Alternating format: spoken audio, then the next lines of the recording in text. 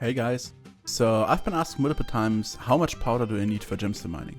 And normally I answered at least 4 mil because that's what people usually answer to the question. But is it still correct? Or how much powder do you actually need to start with mining? And how much of a difference is powder at all? So today we're trying to answer those questions.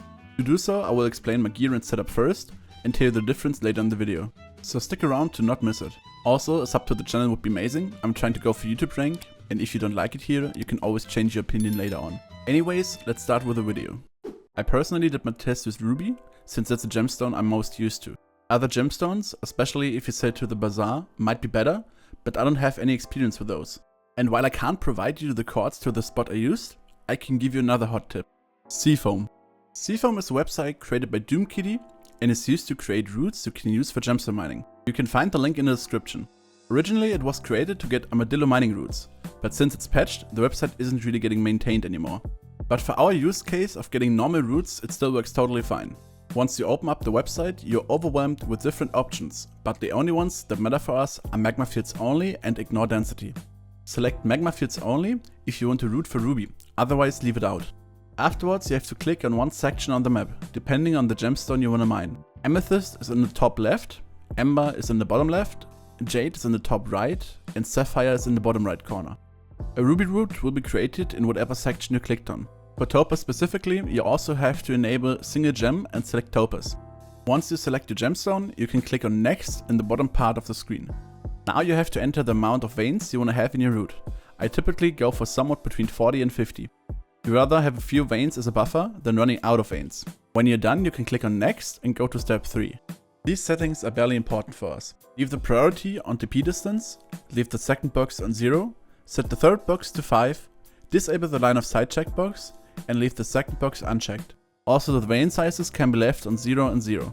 Now hit generate and you should get a bunch of waypoints. Click on them, hit Ctrl+A and Ctrl+C to copy the waypoints. Since we now have our waypoints, we have to use them in-game, which brings us to Coalweight. Coalweight is a very powerful Chetrogas module made for mining.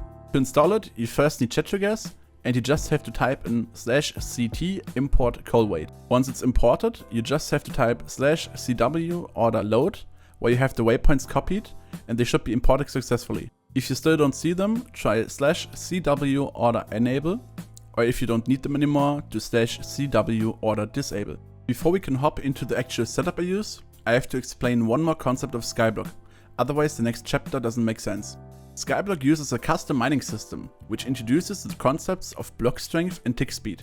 Basically, block strength tells you how hard a block is and how long it takes you to mine it. This is measured in ticks. The higher your mining speed is, the less ticks you need to mine a block.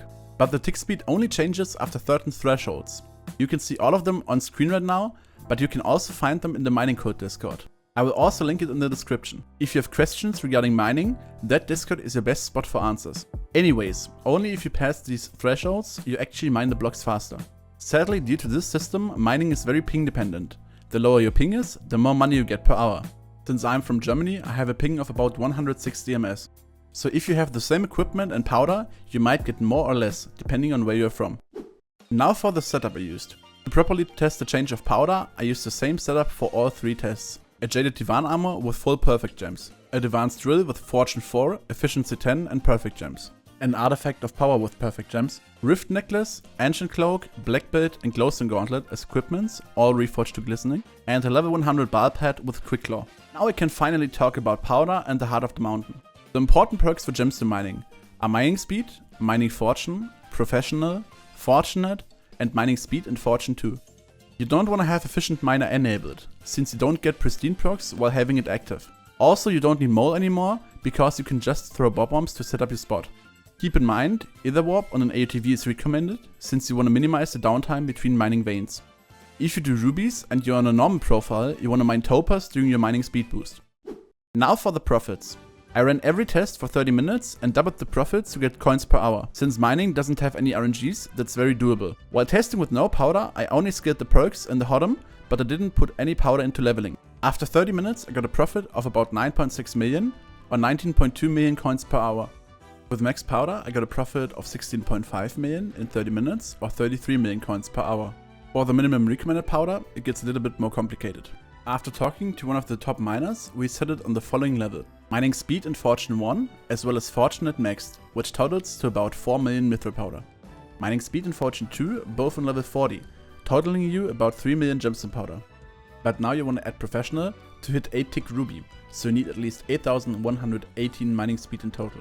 The amount of professional you need depends on your gear. The more mining speed you have from that, the less powder you have to spend on it. If you use coal weight, you can check your total mining speed in your stats menu. It's the blue number. So for gemstone powder, you end up somewhere between 3 to 4 million. In terms of profit, I got about 15.5 million from 30 minutes or 31 million coins per hour. The gap between minimum suggested powder and maxed powder is way smaller than I thought, but it makes sense if you look at the tick speeds, since you only save about 1 tick and get a little bit more fortune. Another suggestion by me is to get Peak of the Mountain 6, so you get more gemstone powder from mining gemstones. Now, as always, I will rate the categories Setup, Fun and Profit. Setup gets 2 out of 5 stars from me.